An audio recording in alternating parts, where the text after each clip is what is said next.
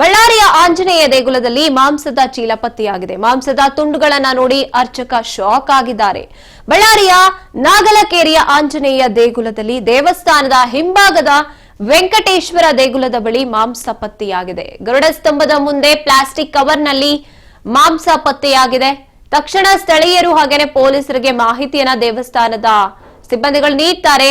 ದೇವಸ್ಥಾನದ ಬಳಿ ಭಕ್ತರ ದಂಡೇ ಜಮಾಯಿಸ್ತಾ ಇದೆ. ಸ್ಥಳಕ್ಕೆ ಧಾವಿಸಿದಂತ ಪೊಲೀಸರು ಮಾಂಸದ ಚೀಲವನ್ನ ತೆರವು ಮಾಡಿ ಕಿಡಿಗೇಡಿಗಳ ಕೃತ್ಯವೋ ನಾಯಿಗಳು ಎಸ್ತಿದ್ಯೋ ಅನ್ನೋದು ತನಿಖೆ ನಂತರವೇ ಗೊತ್ತಾಗಬೇಕಾಗಿದೆ. ಎಸ್ಸಿನ ಈ ವಿಚಾರದ ಬಗ್ಗೆ ನಮ್ಮ ಪ್ರತಿನಿಧಿ ನಾಗರಾಜ್ ನಡೆಸಿರುವಂತಹ ವಾಕ್ಥ್ರೂ ಇದೆ, ಬನ್ನಿ ನೋಡ್ಕೊಂಡ್ ಬರೋಣ.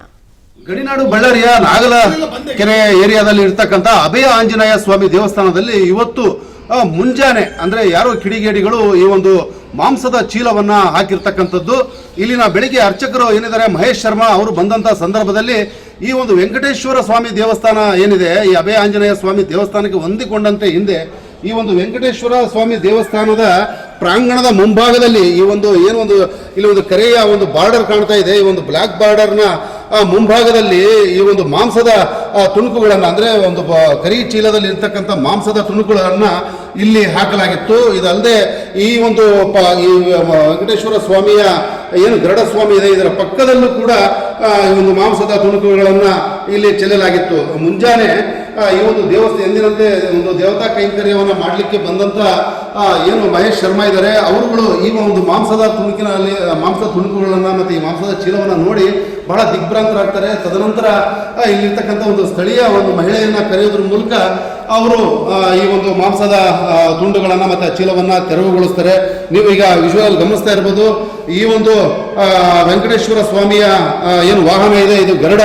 ಈ ಗರುಡ ಸ್ವಾಮಿಯ ಹಿಂಭಾಗದಲ್ಲಿನೇ ಆ ಒಂದು ಮಾಂಸದ ತುಣುಕುಗಳನ್ನ ಇಲ್ಲಿ ಚೆಲ್ಲಾಡಲಾಗಿತ್ತು. ತದನಂತರ ಅರ್ಚಕ ಮಹೇಶ್ ಶರ್ಮಾ ಅವರು ಅದನ್ನ ಸ್ಥಳೀಯ ಒಂದು ಮಹಿಳೆಯವರ ಸಹಾಯದಿಂದ ಅದನ್ನ ಎಲ್ಲ ಶುಚಿಗೊಳಿಸಿರ್ತಕ್ಕಂಥದ್ದು. ಇದೀಗ ಈ ಒಂದು ಘಟನಾ ಸ್ಥಳಕ್ಕೆ ಬಳ್ಳಾರಿಯ ಐಜಿ ಏನಿದ್ದಾರೆ ಡಾಕ್ಟರ್ PS ಹರ್ಷ ಅವರು ಕೂಡ ಈಗ ಭೇಟಿ ನೀಡಿ ಎಲ್ಲ ಒಂದು ಎನ್ಕ್ವೈರಿಯನ್ನ ಮಾಡಿರ್ತಕ್ಕಂಥದ್ದು. ಇದಲ್ಲದೆ ಕೋಲ್ಬಜಾರ್ ಪೊಲೀಸ್ ಠಾಣೆಯ ಎಲ್ಲ ಪೊಲೀಸರು ಕೂಡ ಇಲ್ಲಿ ಭೇಟಿ ನೀಡಿ ತನಿಖೆ ನಡೆಸಿದ್ದಾರೆ. ತಾವೀಗ ಗಮನಿಸ್ತಾ ಇರ್ಬೋದು. ಈ ಒಂದು ವೆಂಕಟೇಶ್ವರ ಸ್ವಾಮಿಯ ದೇವಸ್ಥಾನದ ಒಂದು ಪ್ರಾಂಗಣಕ್ಕೆ ಬರುವಂತಹದ್ದು ಏನಿದೆ, ಈ ಗೇಟ್ ಯಾವಾಗಲೂ ಇದು ಓಪನ್ ಆಗಿರುತ್ತೆ. ಅದಲ್ಲದೆ ಈ ಪಕ್ಕದಲ್ಲಿಂದು ಕೂಡ ಈಗ ಕಾಂಪೌಂಡ್ ಒಂದು 5 ರಿಂದ 6 ಅಡಿ ಕಾಂಪೌಂಡ್ ಇರ್ತಕ್ಕಂಥದ್ದು. ಇಲ್ಲಿಂದ ಕೂಡ ಯಾರಾದರೂ ಅನಾಯಾಸವಾಗಿ ಇಲ್ಲಿ ಒಳಗಡೆ ಬರ್ಬೋದು.